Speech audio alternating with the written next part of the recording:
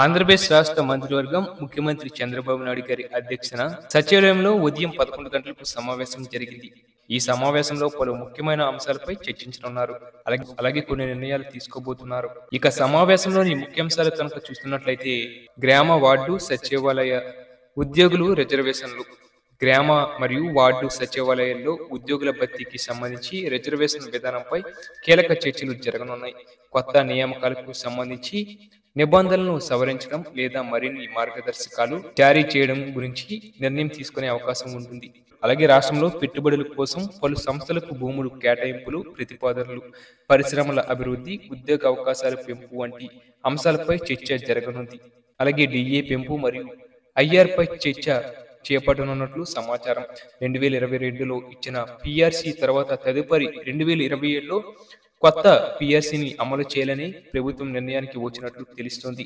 గత ప్రభుత్వ హయాంలో పెండింగ్ లో ఉన్న బకాయిల చెల్లింపులు దశల వారీగా పూర్తి చేయడానికి ప్రణాళికలు సిద్ధం చేస్తున్నట్లు విశ్వసనీయ సమాచారం. ప్రభుత్వం ప్రస్తుతం తక్షణంలో కొత్త పిఆర్సీ ఇవ్వడానికి ఆసక్తి చూపడం లేదు. తదుపరి పిఆర్సీ అమలును 2027 లేదా 29 ఎన్నికలకు ముందు జరగనుంది. అలాగే పెండింగ్ బకాయిలు చెల్లింపు, గత ప్రభుత్వ హయాంలో పెండింగ్ లో ఉన్న బకాయిలు, డిఏ పెండింగ్ బకాయిలు, సరెండర్ లీవ్ పెన్షన్లకు పెండింగ్ చెల్లింపులు దశల వారీగా చెల్లించేందుకు ప్రణాళిక సిద్ధమవుతుందని సమాచారం. రాష్ట్ర ఆర్థిక పరిమితుల దృష్ట్యా ఉద్యోగులు మరియు పెన్షనర్లకు తక్షణ భారీ పెరుగుదల అందించడం కష్టమని ప్రభుత్వం అభిప్రాయపడింది. బకాయిలను దశల వారీగా చెల్లించేందుకు ఆర్థిక ప్రణాళిక రూపొందించినట్లు సమాచారం.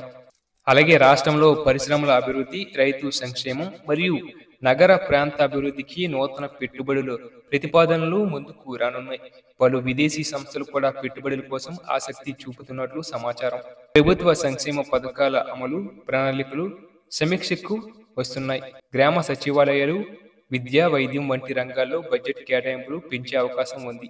వచ్చే సార్వత్రిక ఎన్నికలకు ముందు ముఖ్యమైన సంక్షేమ పథకాలు, ఆర్థిక చెల్లింపులు పూర్తి చేయాలని ప్రభుత్వం లక్ష్యంగా పెట్టుకున్నట్లు సమాచారం. ఈ సమావేశంలో తీసుకునే నిర్ణయాలు ముఖ్యంగా ఉద్యోగులు మరియు పెన్షనర్లకు సంబంధించి రాష్ట్ర ఆర్థిక పరిస్థితిపై ప్రభావం చూపవచ్చు. ప్రభుత్వం తీసుకోబోయే కొత్త నిర్ణయాలు ఎంతవరకు ప్రజానుకూలంగా ఉంటాయో త్వరలో తెలుస్తుంది. కేబినెట్ సమావేశ ఫలితాలు మరియు తదుపరి కార్యాచరణలపై ఉద్యోగులు ఎంతో ఆసక్తిగా ఎదురుచూస్తున్నారు.